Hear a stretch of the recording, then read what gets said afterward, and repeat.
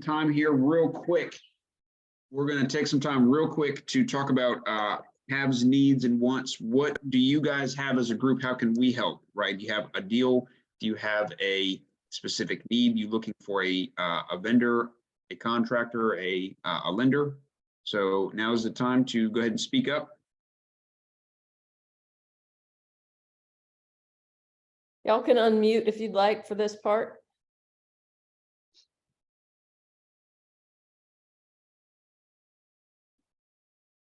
Well, so you all guys have all the deals you need. You don't need anything. I'll take some. That's awesome. Yeah, we got a great group here tonight. They're all doing as many deals as they want and they don't need any help.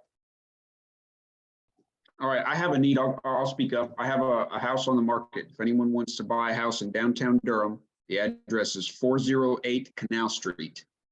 So if anybody would like to. Is that a wholesale deal, David, or is it? No, that is a retail finished product. So. Okay. Yes, so. Anyone else need Probably. anything? All right, I guess not. All right, let's keep going here. So any vendors in the room tonight that would like to speak up? Go ahead and unmute. I'm trying to look real quick and I don't see any. Do you see any, Karen or Leslie? Yeah, as far as I can tell, David, no vendors on tonight. No, there's no vendors on. Wait, Is someone that else right? is putting, someone else is gonna, has Monica Allen has a home coming online for sale in Charlotte, 11837 Lion Club Lane. She's open to wholesale or retail purchase. What do you mean by that, Monica? Does it need fixed up or? I'm not. Hey, yes. Yeah, so it needs fixed up, but I think it's like cosmetic more so than anything. It's not in bad condition. I haven't been in there. My property management company has been in there several times a year, but I haven't been in there, and the tenants move out on March 31st. So not sure if I want to wholesale get rid of it and not fix it up, or if I want to take the time to do some minor repairs and then put it on the market for wholesale for Gotcha. retail. Do you have an ARV? I don't even know what is needed to fix it up yet, but What about so after repaired value? yeah, so I don't know. I haven't done all that yet, so I just put it out there. Okay. We just actually had a revaluation here in Mecklenburg County, so there's a lot going on behind the numbers. So I need to like explore that a little further. I literally got the bill or the purchase price. Well, the purchases have been going on in the community for around like 300, but I think there was a little bit of decline in that community. So the assessed valuation came in at like 263. So what is your asking price going to be for this property? I don't know yet because I'm not sure. I don't know what I haven't seen All it right, until the tenant maybe gets not out. quite a deal yet. Then. Okay. Yeah, no, I didn't put it on there as a deal. I just put it on there as, hey, I have something coming online, potentially for sale. So I'll get back with the group. I'll let y'all know. I have a quick question. Does anyone help with out of town deals or only North Carolina? I mean, out of state, that's what I meant to say. Out of state, did you say? Yes. What kind of help? Well, there is a property that I'm looking at in Michigan that I haven't ran any numbers or anything, but I wanted to put an offer on, but it would be my first time purchasing again since I did this 20 years ago. So when I do my first deal, I would like some help or guidance on that. And so the one that I saw was in Michigan. Do you know Debbie Medina? No. Okay, Roxanne, Debbie Medina does some stuff in Michigan in the Detroit area. So I will send your information to her and ask her to get in touch with you. Okay, thank you. Sure.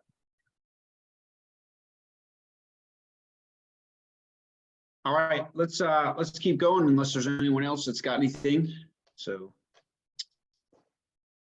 All right, are there any board members? Oh, end of slideshow. That's not good. Sorry about that. I think that was all. Yep, that was it. So that's all for the slideshow for now, I guess. So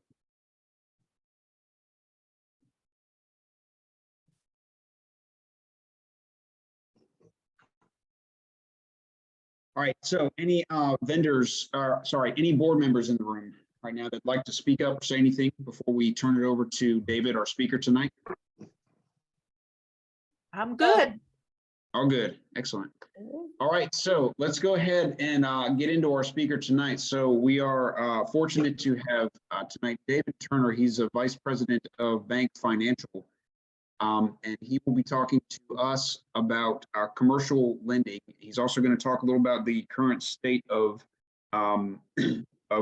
mortgages and lending and interests in the country, especially given the current climate we're in.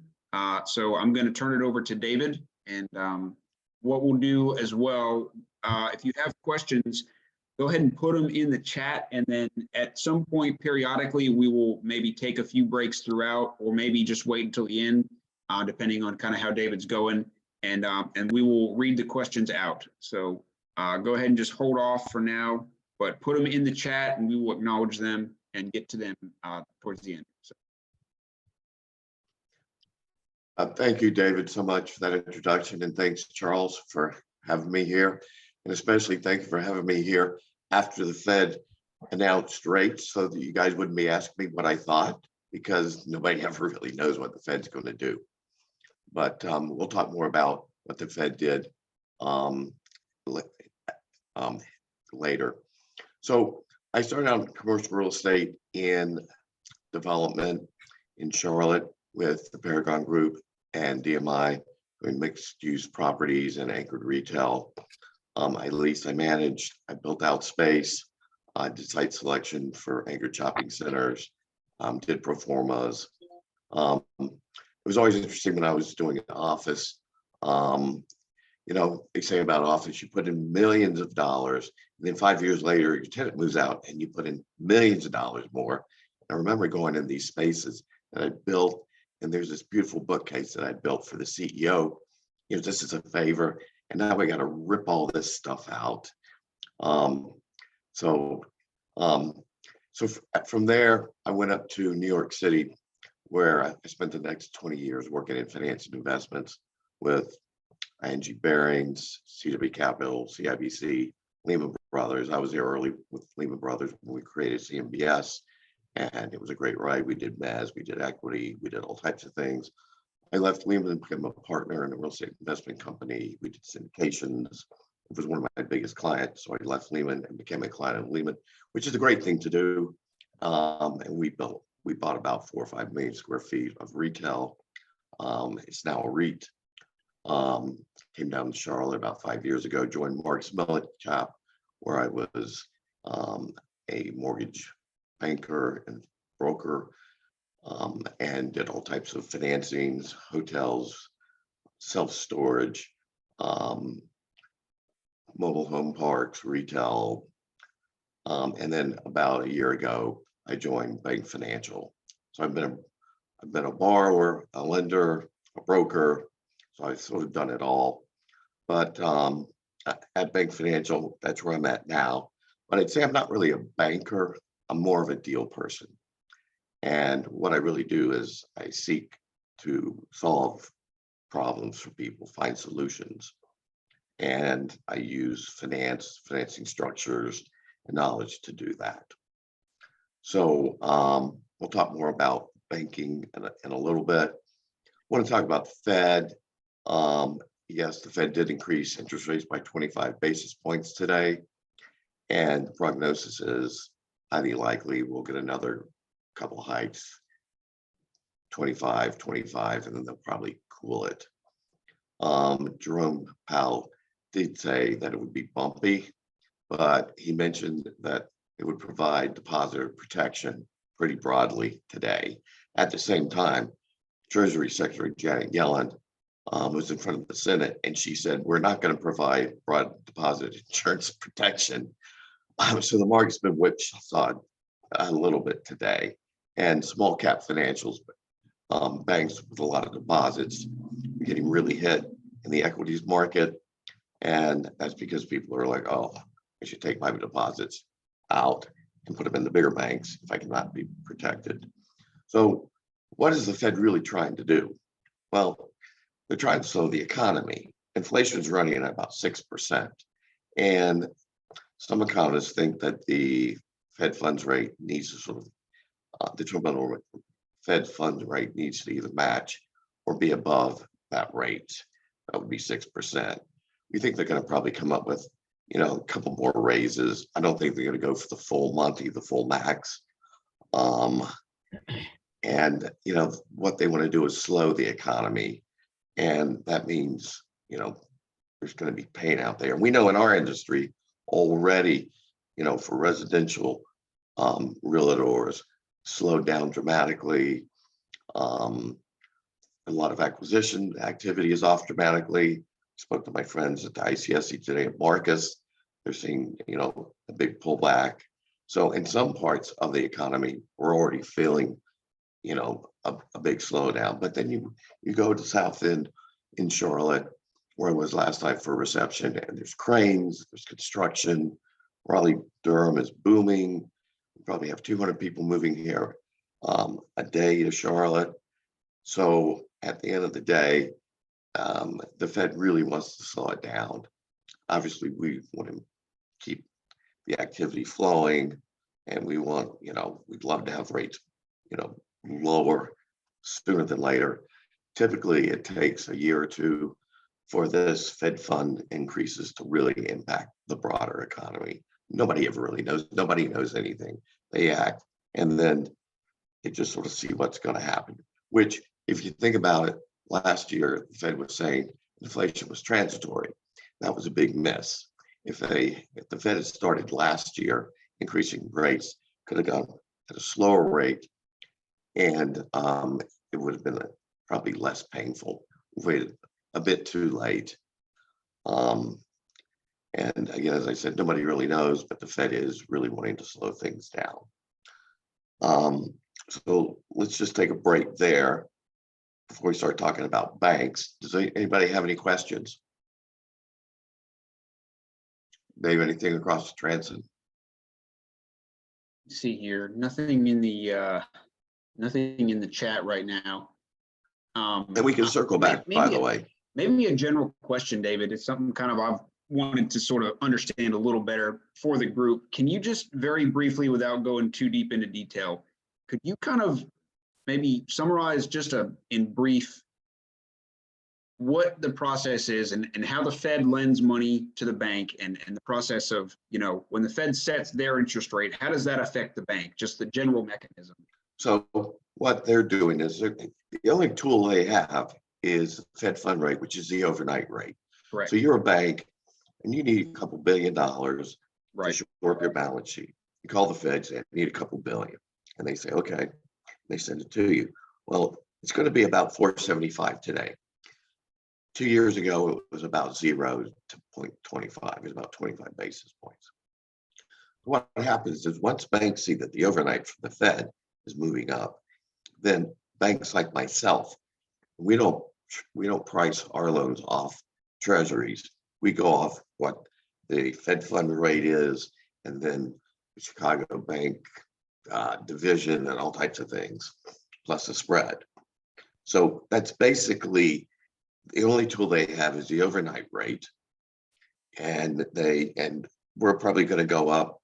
I can't tell you what, really, 10, 15. We haven't been going for the full Fed rate. Our rates, I closed the deal yesterday, multifamily acquisition, and we closed at 575. And the Fed funds rate was, I think, 450 yesterday. So it doesn't really equate 1-to-1. There's a whole lot of balance sheet things that happen as well, and cost of funds and deposits and what they have to pay out. Now, on a CMBS loan, for example, it's just going to be off treasuries plus the spread. Did that help? Sure. Yeah. And I'm really not a banker. I'm a deal guy. There's a lot of smoke and mirrors that's going on in I have banks. I have a question, if that's okay. Yes, sir. David, I was curious to know your opinion. You know, this is a multifamily commercial group. Cap rates, that's a big thing. You know, generally, obviously, interest rates are lower than cap rates, and now we have the reverse. What do you think? What do you forecast is going to happen to cap rates? Because you know, I've looked at some multifamily deals, and sellers are just they're holding their guns and you know, expecting to still That's a- command those lower cap rates. So I'm just curious to hear your opinion on this. Yeah, we talk about it all the time. I mean, and as I said, I was at the shopping center conference. We were talking about that all day as well. I mean, that's a great question, and that's a tough answer to. I mean, I know the answer, and I don't like it. Obviously, unless the Feds cut rates and Treasuries got back to normal, we're going to have to see people say 10 to 20% repricing of property types. So I've got a client, and he said, Dave, you know, I'm selling a deal this year, and we had always planned to sell it this year. We bought it, right? We've had it for many years. We're going to do fine. We're going to take that capital and we're going to redeploy it. So they're not thinking, oh my God, I could have gotten 11 million last year. And I'm just so mad at myself. They're thinking more like a fund. It's not emotional. Like my father told me I should hold it. Now I can't. It's more like we're going to take it. We're going to redeploy the capital. We've done well. And so another thing that's happening is that as some of these properties, like PIMCO just defaulted on a $1.7 billion portfolio of office buildings in New York City. And they were highly levered. They had mezz, they had floating rate debt, and the properties were 80% leased. So it's not like there was that much of a lift. So what's PIMCO doing? You know, leveraging a property doesn't make any sense. They lost it. So that'll go through foreclosure, and then the real estate appraisers will look at that whenever it sells, and that'll be a comp. And that sort of leads to where the appraisers start telling all of us what cap rates look like in appraisal form. So that's sort of the good, the bad, and the ugly. Now, we all live by the same sword, by the way. We're all in the same boat. David, one more question, just your personal advice from putting your investor hat on. Would you be buying right now if you were a small guy looking at commercial multifamily, or would you wait a little while? And for how long? If you see a property that you've been wanting for a while, and you can get it off market, and you can get maybe a little bit better terms, or you can hold it for a long time. Time heals all wounds in real estate. So you can actually, and you'll see, and I spend a lot of time in New York, you'll see like these old line families, you know, I bought that building on the corner, I've been wanting it my whole life. My grandchildren will have that building. And you know, if it's a special transaction, if it's something that you see a way to create covered land plays, things that you can maybe rezone and add to, that's fine. Don't take your last nickel and put it into something thinking we're going to do the 12, 24, 36 month bridge loan flip. It's not going to happen.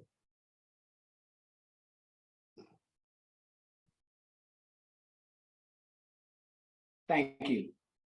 Thank you for your question. Really appreciate it.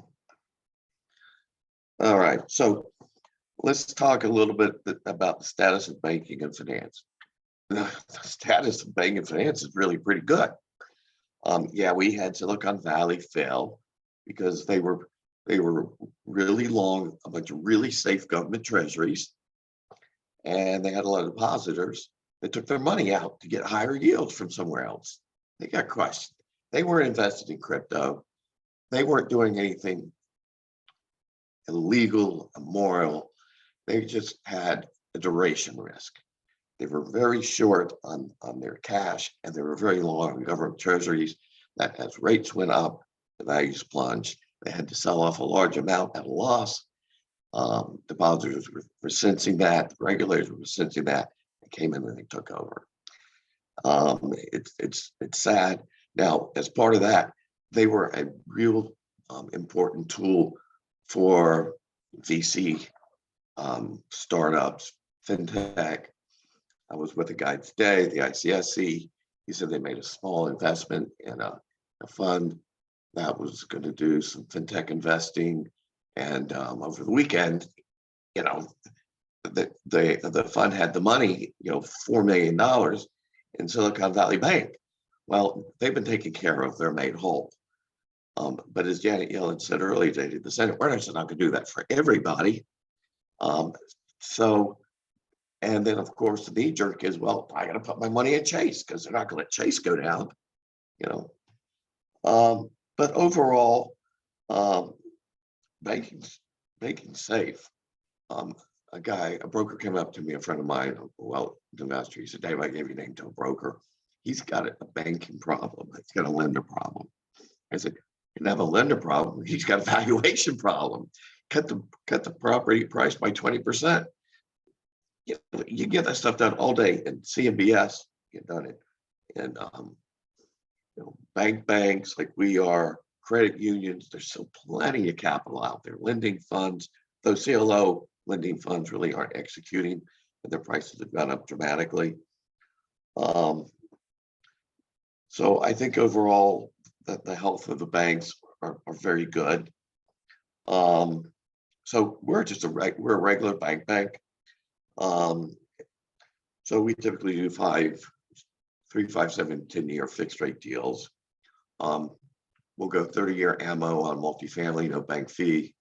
We're at 575 until today. Our deals are recourse. I like credit unions a lot. They're sort of the same program. They have a little bit of a loan fee. They're typically 25-year ammo. And they have no prepaid penalty. We're a more step down at 2211. I like that structure a lot. The agencies, Freddie Fannie, I know you guys talk a lot about those. Last year, we were about 60 basis points inside of Freddie Fannie. Earlier this year, they dropped their rates dramatically by 100 basis points. I wrote a lot of business. You know, they can do 10-year non-recourse, 30-year ammo. They can do IO at lower levels. You know, Freddie Fannie, they're great tools. You know, big fan. Life goes, you know, better properties, lower leverage, better sponsors, 25, 30-year ammo. It's going to be around mid-5s right now, but it's going to be much better properties. CMBS, 10-year term, 30-year ammo, non-recourse, you get big cash outs. It's a highly structured loan, it's securitized. The prepaid penalty is typically defeasance, which is like your maintenance. It's like a present value of all the profit. It'd be very, very expensive. So you got to make sure you get a hold to the term, which is usually 10 years. And CMBS typically has no lender fee. They're specially serviced. If you have a hiccup, you don't call Dave at Bank Financial and say, hey, can you help me out? You're calling somebody at L&R or CW Capital, and they're probably not going to call you back. You're going to have an event of default. If you have a shopping center and your tenant goes dark, you're going to have a cash flow sweep. So it's not for the faint of heart, unless you're low leverage. Usually with multifamily, there are not going to be many hiccups as long as you keep it leased and you have no event of default. One thing for anybody who's interested in a CMBS loan, make sure you don't have any transfers, internal transfers, partnership interest without first asking for approval. That is an event of default. And that could be very costly because you may say, well, you know, I saw my brother share to my cousin or my best buddy, and they're never going to find out. We're just going to pay off the loan. Well, they're going to find out if you have at the end, because they're going to have signatures on who's selling the deal. It's going to have to be, you know, the 3 property owners, and if it's not the original guy, you're in default, and then they could come after default interest. So with CMBS, just be careful. It has so many good features. but there's not going to be a banker there that can help you. And then bridge loans and lending funds, you know,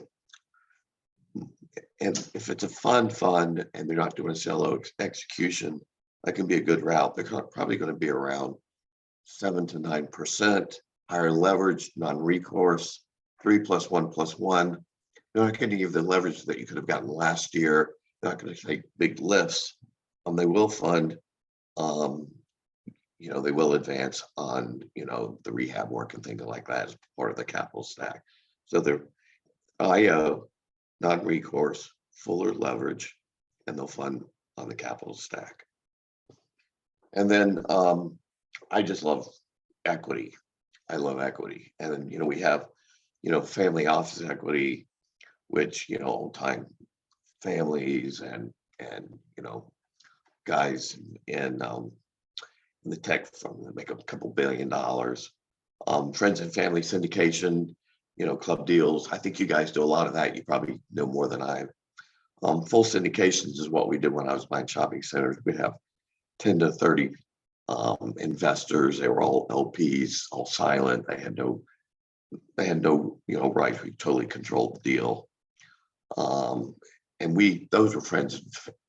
Those were people that we knew. We had up to 300 investors throughout our portfolio towards the end. And then institutional equity is like New York Life and MetLife and pension funds and PIMCO. And those guys will typically, those are the guys investing in these really large wood property deals, Alliance Capital, these large $60 billion buildings. They'll typically fund 90% of all equity. Sponsor comes in with 10%. They're looking for a 20% IRR and a 2x multiple, typically over about a 3-year hold period. They can get that 20 on a 3-year hold period. For the waterfall, you'll probably get about 42% of the upside. And they'll take about 58.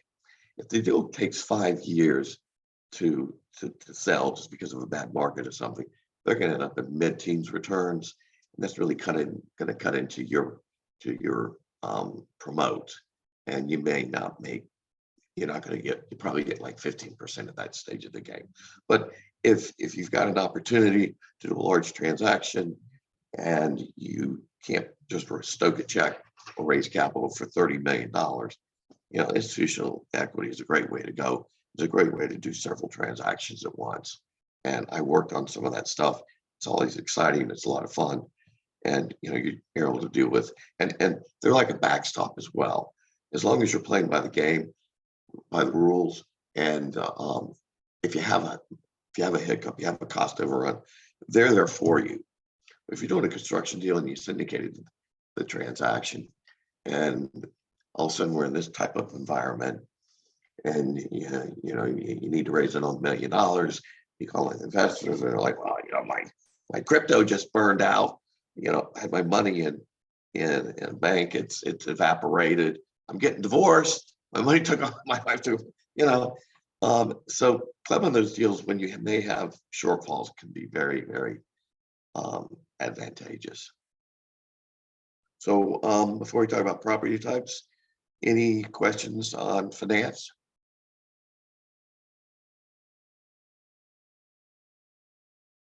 I had a quick question again, sorry. No, I'm reading something too, so go ahead, please. Yeah, seller carryback. I noticed that, are you guys allowing any of that at all?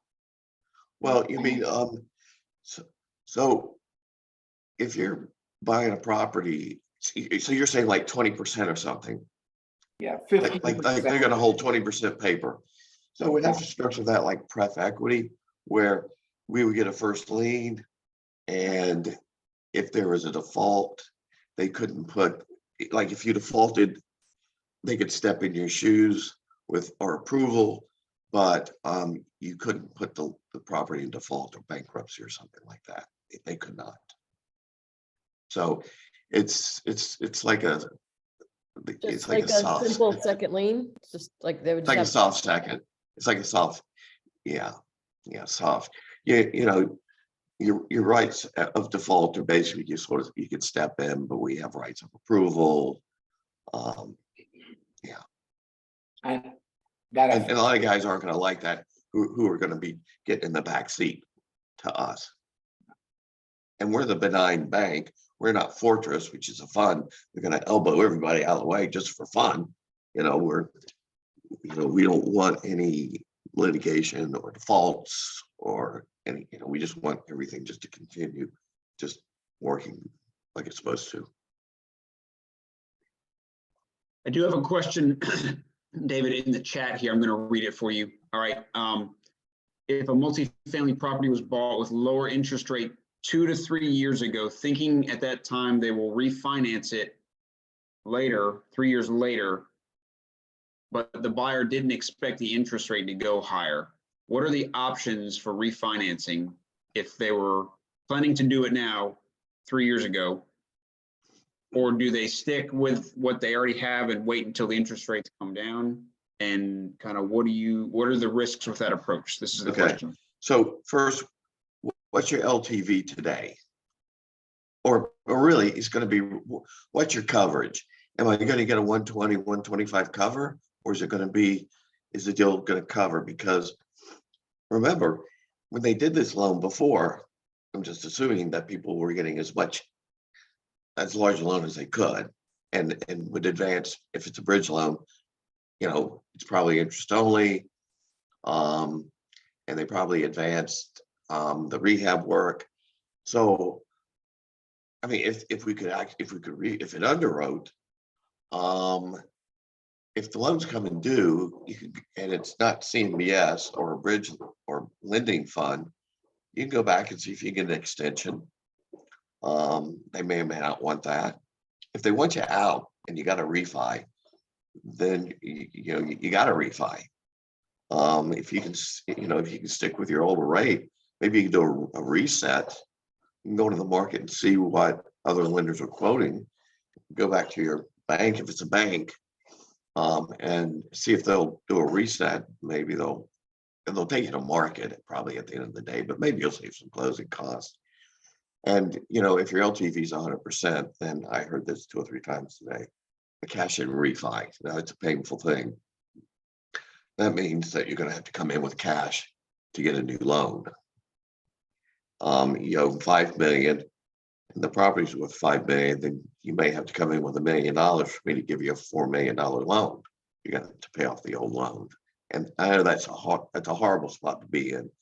And we lived it in the Great Recession. It wasn't that great to me at the Great Recession. Did I answer your question? And I can talk more about that too, by the way. I'm not sure who asked it. Sumanth, was that good for you? Yes. Okay, good. It says all good. All right. So let's go ahead, David. You can keep moving on here. Okay. So property performance, property type. I'm going to start with the easy one. Office. Remote working in the pandemic really decimated office. And when I was at Marcus, I remember one day they said, okay, nobody has to come to the office. So I went the next day. I had the whole space to myself. I had the best parking place in the parking garage. But I noticed that downtown really started weakening up. Now, South End has had some new office properties. It looks like they've leased up well and sold big numbers. But I know in New York City, Midtown, the vacancy rates are climbing. So I think for office, it's going to be very hard to finance a lot of office property near term. It's going to be really tough. Adaptive reuse, I think is, everybody's talking about that. You make it residential, can you make it medical, those type of things. But ever since I was leasing and managing office and ripping out that space, I've always sort of had a bad feeling about, God, I'm gonna rip all this out. Buddy of mine works at a French bank in New York. They own they had $1 billion building on 6th Avenue. They had 7 floors. They sold the building 2 years ago. They reduced their space by 50%. They took 3 floors, they opened it up. And if that type of thing's going on throughout the country, the prognosis for offices isn't looking that great. Multifamily, it's really low risk. That's why we love it. There's no anchor tenant that's going to blow out. I think things to really watch for are going to be real estate taxes. And Dave, did you say that Mecklenburg County had already finished the reassessment, or they're in the process of reassessing real estate? Does anybody know? Hey, this I is think that's- Monica. They just finished. Okay, so we're going to see, increases in real estate taxes in Charlotte, and its values have gone up in many places, or even New York City. Its values are static. They need more revenue. They're going to the real estate community as well as other places. So watch real estate taxes. Insurance costs seem to be going up, especially on coastal areas. Payroll could be increasing. If we do continue to have inflation, that'll help a lot.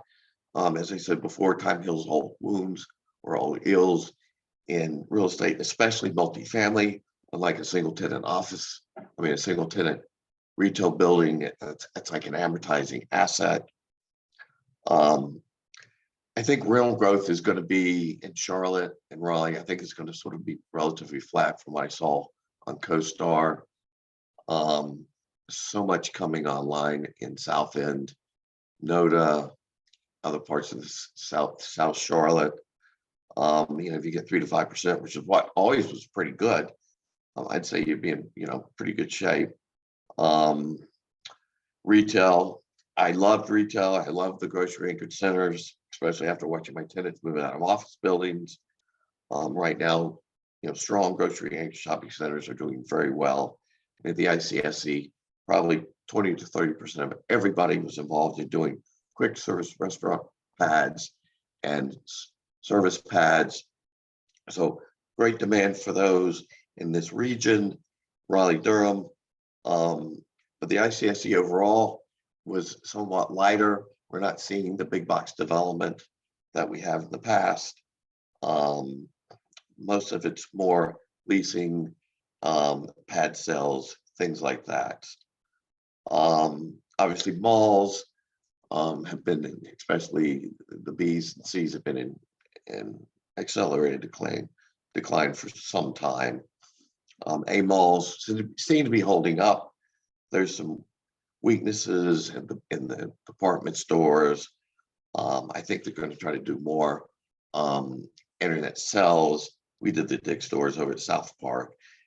We financed that a couple of years ago, and they were doing a huge amount of processing of internet sales. If you look at big box, there's some weakness there. Bed Bath & Beyond filed BK. I read an article in the Journal yesterday that because there's actually a lack of big box space in good markets like the Carolinas and Florida, most of the Bed Bath & Beyond space is going to go pretty quickly. And I've got a friend that's got a space. It's already leased one in a power center to a gym. So I think retail is going to weaken up as the economy slows and people have less disposable income. But I think that the strong grocery anchored and the Class A malls will hold up and invest. And then, industrial is the investor favorite. Lots coming online. Cap rates are very tight. A lot of very institutional. Your average deal now is 25 or 50 million. I noticed that Amazon has given back some space in some markets. And I do see some overbuilding, but I think industrial is going to, remain long, for the next 5 to 10 years, an investor favorite. And then hotels, I've done a number of hotels in the last few years when I was at Marcus. I think full service hotels could be a little bit more, will be more exposed. Having all of those amenities, because expensive, limited service, I think, are holding up in a lot of markets. Tourist areas where there's a real demand and there's not overbuilding, there's not a lack of supply. Many hotels are actually seeing ADR. We did a Holiday Inn in Boone, and it had just been reflagged, and the AER was just moving. You just see it. It was, and our buyer got a very good buy. I think the hotel space, obviously, there's going to be softening for the weaker hotels, the weaker flags, or the ones that are not well maintained as the economy slows. But for the better located hotels, stronger brands, well located, I think they'll continue to do well. Any questions? I have one in general, and I talked with our speaker last month about this kind of a little bit. As we see like this office space obviously taking a huge hit, I think it'll probably get worse as some of those 3 to 5 year leases run out and don't get renewed, right? So Yeah. probably even more. I kind of think like, is there an opportunity to convert some of that into multifamily? And I think his response to me was that in general, probably not immediately, because of, the way that a floor plate is shaped is not conducive. You have that sort of interior core that's not conducive to having windows and having sort of residential apartments. But, if the property can be had at a discount and you can sort of discount that lost space, but in general, I don't know if the people you talk to are even considering taking some of this unused office space, especially in these big cities, and maybe converting that to residential. That all the time. I think it's a matter of creativity on design and construction, but Yeah, we talk about that all the time. And I saw a hotel at UNCC recently converted, bought by some New York City guys, and converted, to student housing. That's logical. That's an easy one. It depends on the size of the floor plate. If your full floor plate is 50,000 square feet, that's going to be hard to cut up. But correct. if your floor plate is 10,000 or 15, you can make an apartment out of it. Now you just got to get your basis low enough that you can spend what it costs to build, a regular rental apartment, and whatever will be the land value is really what the building's worth. So I think the conversion, look, we did it for years in New York. You'd see something down on Wall Street, an old building that didn't really have much value. A guy would get the city to allow them to convert it. It'd be a big home run. They sell it to condos, co-op. And in New York, condos, because you don't have to go through a co-op board, they're worth more than a co-op. And all these guys from these rogue countries would throw $25 million into a condo in New York, but they'd never get through a co-op board. So that was an interesting phenomenon in New York. But the answer is, I think it's an interesting play. When you look what they did in Durham, they took those warehouses and made residential.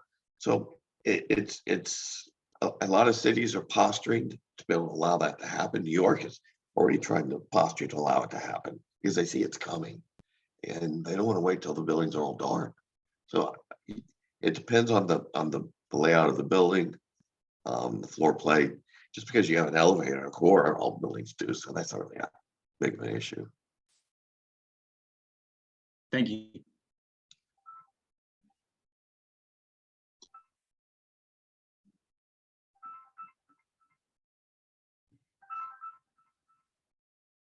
All right, any questions? Feel free to unmute now, or you can put them in the chat and I'll read them off.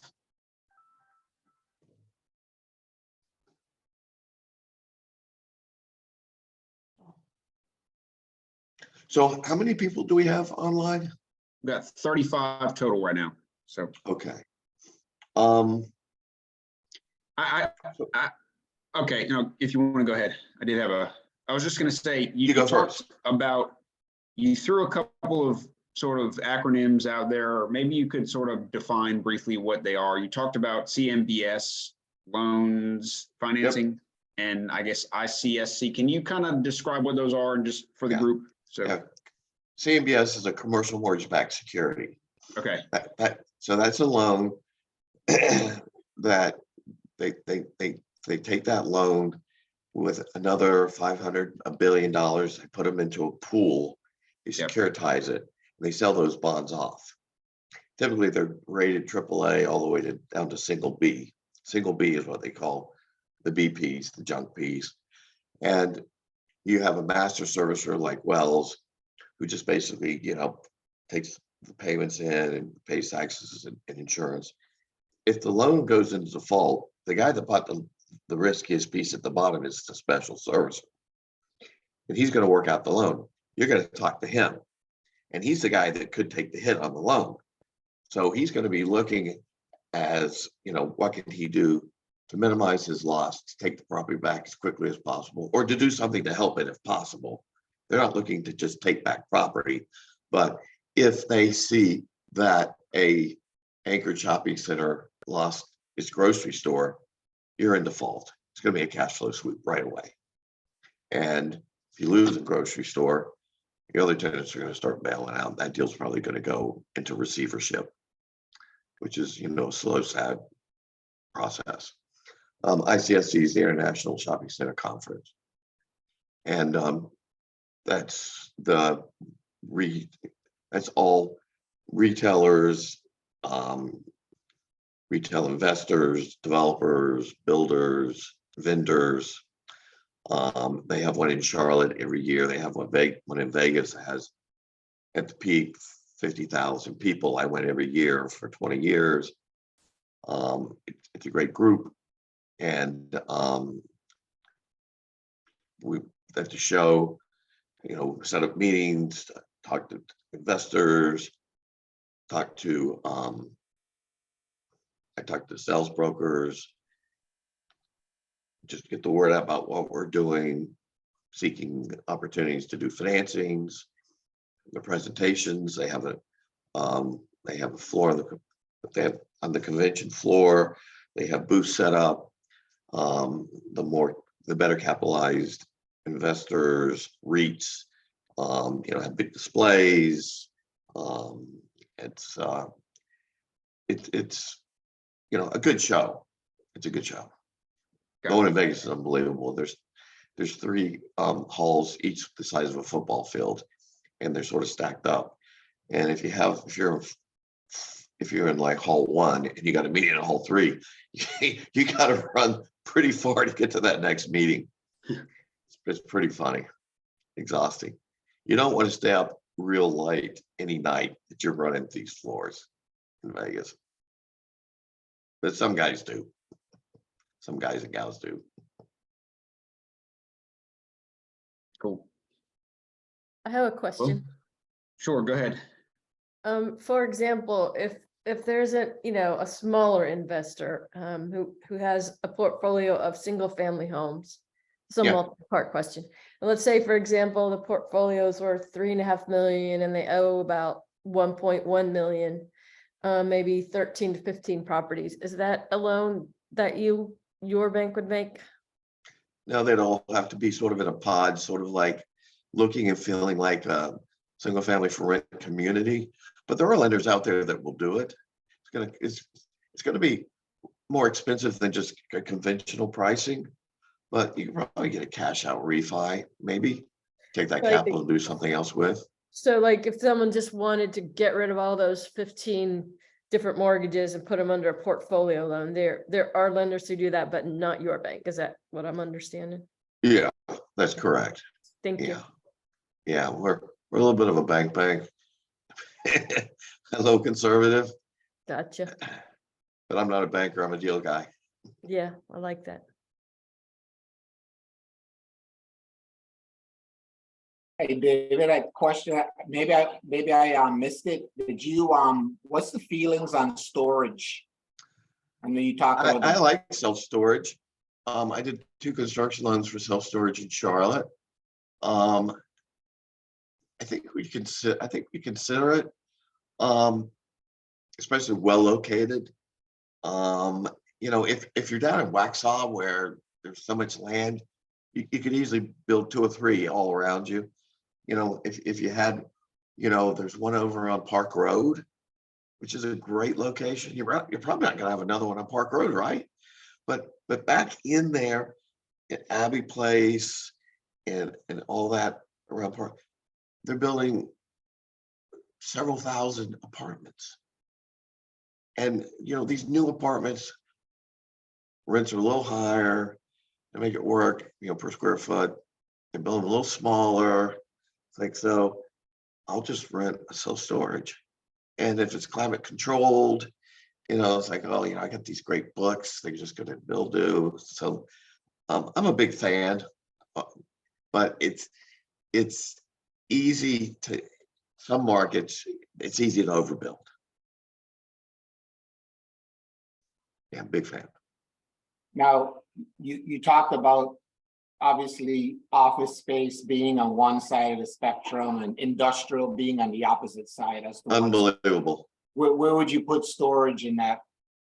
Self-storage, Yeah, I mean, I'd sort of put it in the middle, only because you have no lease. It's month to month.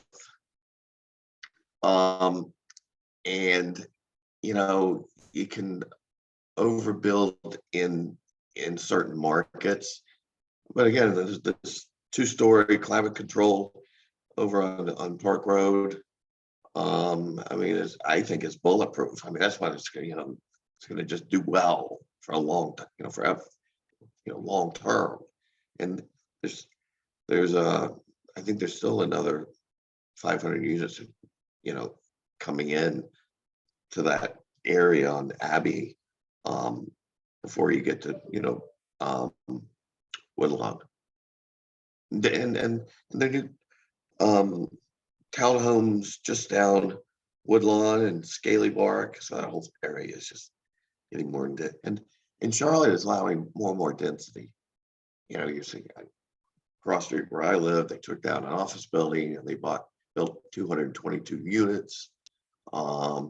Close to where we're talking about Park Road, they took down a church and they're building townhomes. You know, they're really allowing density, sort of like what they did in tobacco area of Durham. They just said, all right, everything's fine, just go do whatever you want. But outside of downtown, we're really going to beat the hell out of you if you want to rezone something.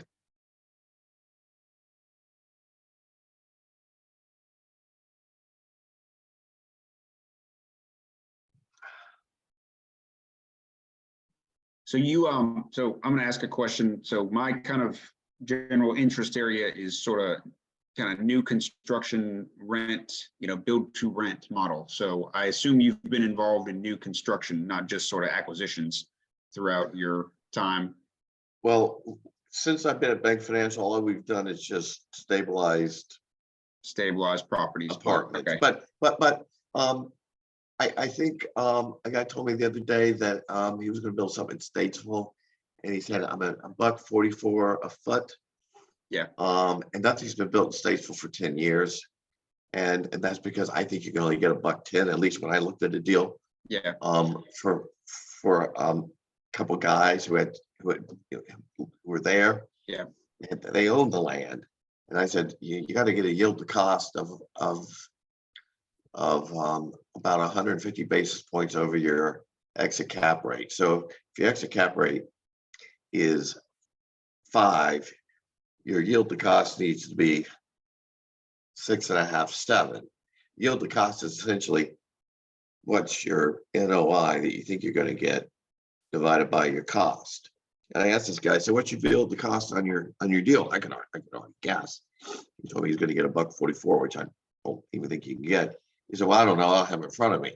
Well, I know what he needs to get, 8.5. I mean, I already know the answer. So I can tell that he doesn't, that deal's not going to happen. Sure. This still over at South Park, they probably needed like $3 a foot. Right. To make it work. There's a deal over on, David, are you in Charlotte? I'm in Raleigh, actually, here in Raleigh, Okay. Durham. There's a deal on East Boulevard, right across from Freedom Park and Old Dilworth. They're building, I think, 300 units. You know, this is an old time neighborhood. Yeah. And you drive by it, there's this huge hole in the ground. So they're building not just a parking structure, which is expensive, but subterranean, which is even more expensive. Yeah. And I think they're probably going to need $325. You know, it's going to be very, very, very expensive. South End, I suspect they're probably, most of those new deals, 275. South End, which I love. I go to the restaurants there, and my nephew lives there, and the proliferation of, young people. Yeah, That if they happen to lose their job, they're probably going to go back home. Yeah. And they're still, I was just there last night, and we were at this event, we were out, and I just hear the pile driving's going and lumber trucks going by. I yeah. mean, it's thrilling and exciting, but I've seen this before. So, okay, so then I guess here's a kind of follow-up question to that. So just as a kind of a hypothetical, so I'm working on a deal right now in Durham, sort of on the construction side with some investors, and just so I can kind of understand, I'm helping budget the construction portion of the project, right? Yeah. This is a 12-unit complex. Okay. So in order to get a rough idea whether this is sort of feasible, right, I would kind of take the construction cost plus the land. So the all-in All costs, hard, build soft, cost. I everything. want to see if what they think they can sort of, that yield to cost should be roughly 1.5% higher than the cap rate, right? Which would be around 150 to 5. 200. And now we got to sort of guess what cap rates are going to be Right, when you're done. right. So if you would say a year from now, what would you say in Durham would be a cap rate to kind of roughly use for that? Well, one of my buddies at New York Life, when we talked about what was going on with internal cap rates, Yeah. they told me last year that they increased them about 75 basis points, whatever anybody thought. And that was last year. That's before things moved. So they were already stressing it by 75. So I don't know where cap rates are going to be. Appraisers are going to sort of tell us. Investors are going to sort of tell us. Interest rates are sort of going to tell us. And that's why developers get paid the big bucks, because they got to guess. And if they guess right, they win. And if they guess wrong, it's just like a stock trade. Sure. If I sell you a stock, one of us is going to, there's always a winner or loser. Yeah, understood. But look, if you want to call me tomorrow and talk more about it, we can go Sure, through the I'd love to. calculations, and I Yeah. can just, walk through, and, this is all fun stuff for me. Yeah, absolutely. Well, I think the goal now is kind of work with the owner and help him understand. Maybe he sees that budget number as being large, but I think can we convince him, yes, this is a large number to your eyes for construction, but it's still a good value add property. Right. And Consider. the other way to look at it is, okay, well, yeah, right. No, I got it. Yeah. So give me a call and we'll walk through it. Okay. Again, developers really get paid for taking risk and execute. Yeah, sure. There's Okay, understood. not many. Yeah. Thank you. Thank you very much.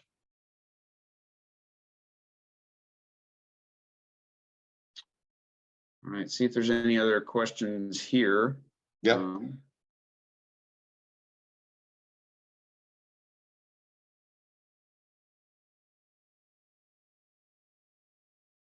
All right, well, I don't have any further questions here in the chat. So if there's none other, I just want to say, David, thank you very much for joining us. This has been incredible.